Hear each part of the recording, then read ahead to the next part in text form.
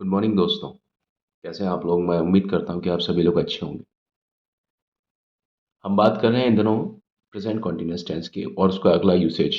आइए देखते हैं।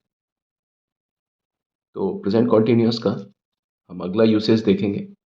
When more than one action, when one more than one,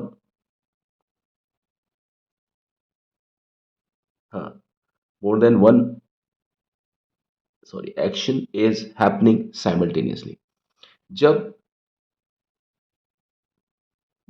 एक एक्शन से ज्यादा जब हो रहे होते हैं ना, तब हम, यानी जो सब्जेक्ट है, आपका जो भी कोई सब्जेक्ट है, वो एक काम से ज्यादा काम कर रहा होता है ना, कहते समय। At the time of speaking, if more than one action is happening and is done by the same subject, in that situation we can use present continuous tense, and the formula of it is subject plus is mr plus action verb, the first form of that, plus ing। तो यही आपने देखा कि इसका जो वो है, वो किस तरीके से जा रहा है। She is watching television and knitting a sweater. वो टेलीविजन देख रही है और स्वेटर बुन रही है। ठीक है, दोनों काम हो रहे हैं, एक साथ हो रहे हैं, कहते समय ही हो रहे हैं। ठीक है, she is watching television and knitting a sweater. ठीक है ना। ये दूसरे वाले सेंटेंस में the word is singing and flying.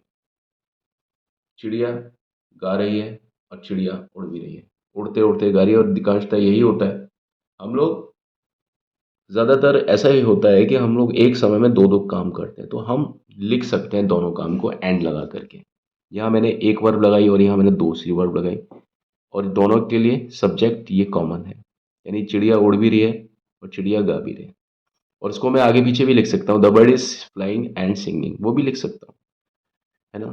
लेकिन मैंने ऐसा लिखा, the bird is singing and flying. आप देख सकते हैं, उसको कुछ लोग लिखते हैं the bird is singing while flying, ये भी ठीक है ना।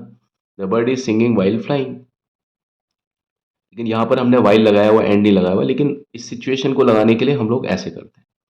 या अगर एडवांस्ड इंग्लिश की बात करते हैं, जहाँ इंग्लिश को मज़ेदार बनाना होता है, वहाँ हम इसको ये भी लिख सकते हैं, दी बर्ड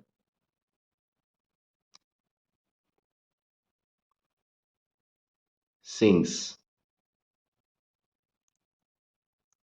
फ्लाइंग।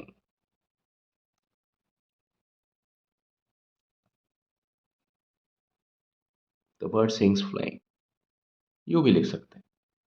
कई बार आपने देखा होगा, ऐसे भी लिख सकते हैं, the bird is singing flying, the bird is singing flying, the bird sings flying, the bird is singing while flying, the bird is singing and flying. ठीक है। She is watching television and knitting, अब यह भी लिख सकते हैं, she is watching and knitting. तो watching में तो हमें ये लगाना पड़ेगा कि भाई टेलीविजन देखते हैं, ये अलग अलग काम हो रहे हैं एक ही जगह पर। ठीक है ना, मतलब बिल्कुल अलग नेचर के काम हो रहे हैं। ठीक है, और ये उड़ते उड़ते गाया भी जा रहा है और उड़ा भी जा रहा है। इसको हम उल्टा भी लिख सकते हैं, जैसा कि मैंने अभी आपको बताया। तो दो काम, एक से ज्यादा काम, और यहाँ पर अगर तीन चार काम होते तो भी हम लिख सकते थे। She is watching television, knitting comma करके, नीटिंग अ स्वेटर, हम लिख सकते हैं, कोई दिक्कत नहीं है ना। हम लोग लिख सकते हैं। जैसे फोर्थ सेंटेंस में लिखा हूं, she is watching television, knitting, knitting, knitting a sweater,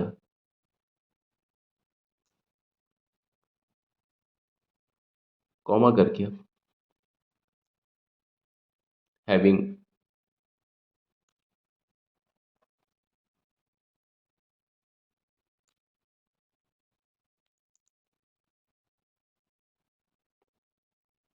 having her dinner। आप जोड़ सकते हैं कॉमा लगा करके और भी कोई चीज़ है, she is watching television comma knitting a sweater comma having her dinner. और फिर आप लिख सकते हैं एंड कोई और भी काम जो कर रही है वो, उसको लिख करके आप सेंटेंस को एंड कर सकते हैं। यहाँ आप देख रहे हैं ना कि कितने सारे आपके एक्शन हो रहे हैं एक आदमी द्वारा। जरूरी नहीं है कि एक समय में एक ही एक्शन हो रहा है। कोई भी इंसान है, उसके द्वारा आप जितने भी एक्शन हो सकते हैं ना, आप ऐसे कॉमा लगा लगा के लिख सकते हो। लेकिन आप देख रहे हो कि इसमें जो इसका सब्जेक्ट है वो एक ही है, ये शी लिखा हुआ है, यानी यही सारे काम कर रही है। कॉमा लगा लगा करके आपने लिखाया she is watching television knitting a sweater comma having her dinner. ठीक है, शी इज वॉचिंग टेलीविजन, है ना, knitting a sweater comma having her dinner. और जितने भी काम करें ना कॉमा लगा लगा के कर सकते हैं। और जो लास्ट वाला काम है ना, उससे पहले आप एंड लगा देना और लास्ट में लिख देना she is watching television knitting a sweater having her dinner and thinking of new ideas. मान लीजिए मैंने ये सेंटेंस लिखा, तो आप देखिए चार वर्ब कर रही है वो एक साथ, चार वर्ब पर कमांड है। She is watching television knitting a sweater having her dinner and thinking of new ideas. तो आप देख रहे हैं इंग्लिश किस तरह से काम करती है, और आप इस तरह से सेंटेंसेस को कैसे फ्रेम कर सकते हैं, कैसे बना सकते हैं। तो हर टेंस की महिमाएं कुछ अलग अलग होती हैं, और यही चीज़ आप हर टेंस में कर सकते हैं। वैसे चाहें तो आप प्रेजेंट टेंस में कर सकते हैं, मतलब सिंपल प्रेजेंट टेंस में भी कोई काम अगर कोई करता है और उसके साथ बहुत सारी चीज़ें करता है, तो यहाँ पर आप लिख सकते हैं। आप लिख सकते हैं शी वॉचिस टीवी, वो टीवी देखती है। यानी आपको आदत के बारे में बताना है किसी के, तो आप लिख सकते हो she watches television nits a sweater, फिर वो स्वेटर बुनती है, स्वेटर भी बुनती है। Has a dinner and thinks of new ideas. अभी वो कर रही है इस चीज़ को, लेकिन अगर आपको आदत ही है किसी लेडी की कि वही जब वो टेलीविजन देखती है तो वही वो स्वेटर बुनती है, और तभी वो अपना डिनर लेती है, खाना खाना लेती है रात का, और तभी वो नए आइडियाज़ के बारे में सोचती है, तो आप ये लिख सकते हैं, है ना। और अब वो अभी ये काम कर रही है चारों, तो आप लिख सकते हैं आईएनजी लगा करके कर सकते हैं। लेकिन कभी भी ये मत करना कि यहाँ आईएनजी लगा दो, यहाँ पर आईएनजी मत लगाओ। जब आपने एक बार आईएनजी से शुरू किया ना, तो दूसरे में भी आईएनजी, तीसरे में भी, और इसको भी लिख सकते हैं आप लोग and thinking of new ideas.